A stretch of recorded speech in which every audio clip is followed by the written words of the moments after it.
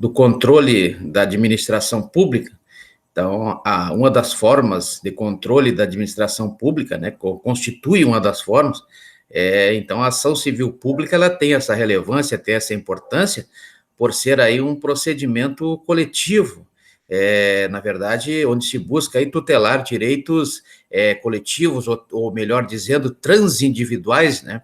Transindividuais são aqueles direitos difusos, direitos coletivos, direitos individuais homogêneos, como prevê o artigo 81 da Lei 8.078 de 90, que é o Código de Defesa do Consumidor. Então, a ação civil pública,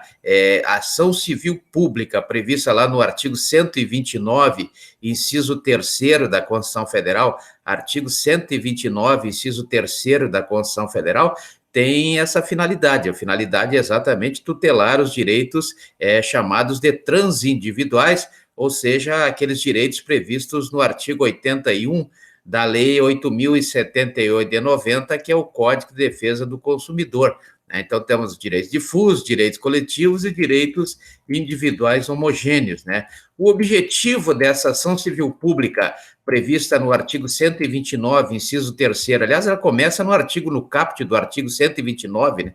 No caput do artigo, essa tutela dos direitos transindividuais inicia-se com determinação do caput do artigo 129 da Constituição Federal. Então, o objetivo dessa ação civil pública é o direito a postular a tutela jurisdicional dos interesses meta-individuais ou transindividuais, né? Então, vejo que a ação civil pública na verdade, um procedimento, ou seja, um procedimento processual, procedimento formal processual, que adequado, logicamente, adequado para o ressarcimento dos danos causados aí aos bens, conforme elenca o artigo 1º da Lei 7.347 de 85, Lei 7.347 de 85, aqueles mesmos bens que vimos lá no início, né? Então, o ressarcimento dos danos causados a esses bens, né? O direito ao meio ambiente, direito aí ao consumidor, os demais interesses difusos, coletivos, individuais, homogêneos. A base, logicamente, de tudo isso é o princípio mor da Constituição Federal, que é o princípio da dignidade humana, aquele princípio previsto lá no artigo 1º, inciso 3º, da própria Constituição Federal, que é um dos fundamentos aí da República Federativa do Brasil, ou seja, é um preceito fundamental de extrema importância, uma vez que norteia aí toda a Constituição Federal. Então, lá no artigo 1º, inciso 3º da Constituição Federal, há a previsão do princípio da dignidade humana como fundamento da República, né? Temos também o uso subsidiário, além da Lei 13.747 de 85, além da Lei 7.347 de 85, temos o uso subsidiário do Código de Processo Civil, e também do Código de Defesa do Consumidor. Então, as leis 13.105 de 2015, que é o Código de Processo Civil, e a Lei 8.078, lá de 90, né, que estipula, inclusive, a competência absoluta para o julgamento da ação civil pública, lá no artigo 93, o artigo 93 da Lei 8.078 de 90, traz a competência absoluta. Então, o uso subsidiário, né, como prevê os próprios artigos, principalmente o 19, tanto o 18 quanto o artigo 19 da Lei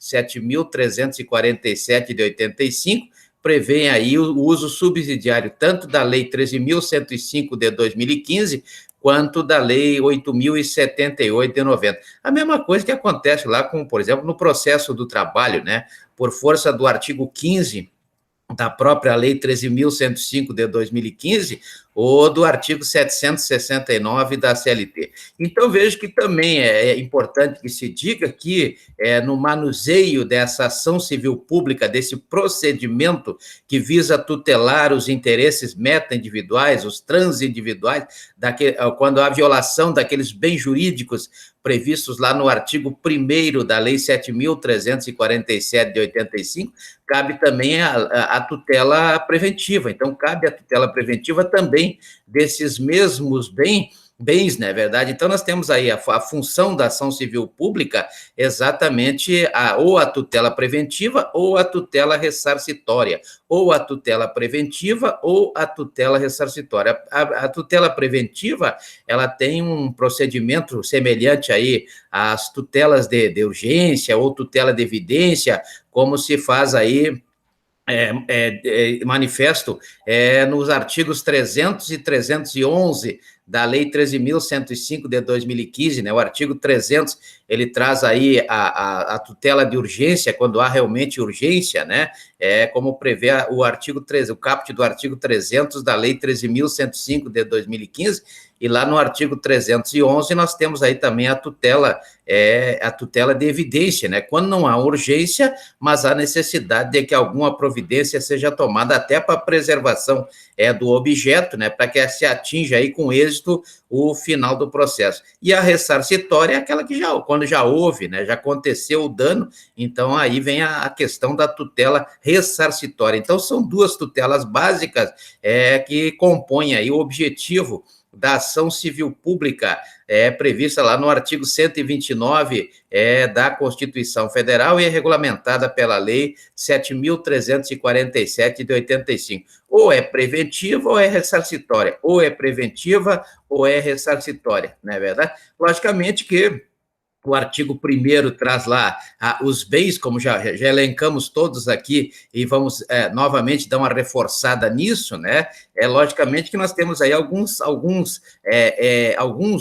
bens que não são objetos aí de tratamento por ação civil pública, né? Algumas práticas que não são tuteladas nem preventivamente e nem ressarcitoriamente pela ação civil pública. Então, temos, por exemplo, no parágrafo único do artigo 1º da Lei 7.347 de 85, lá no parágrafo único, por exemplo, de que não cabe aí a tutela a tutela nem preventiva, nem ressarcitória, de matérias, por exemplo, tributárias, né, envolvendo tributos, aí a chamada contribuição, o tributo com aquela definição do artigo 3º da Lei 5.172 de 66, temos aí a contribuição previdenciária, né?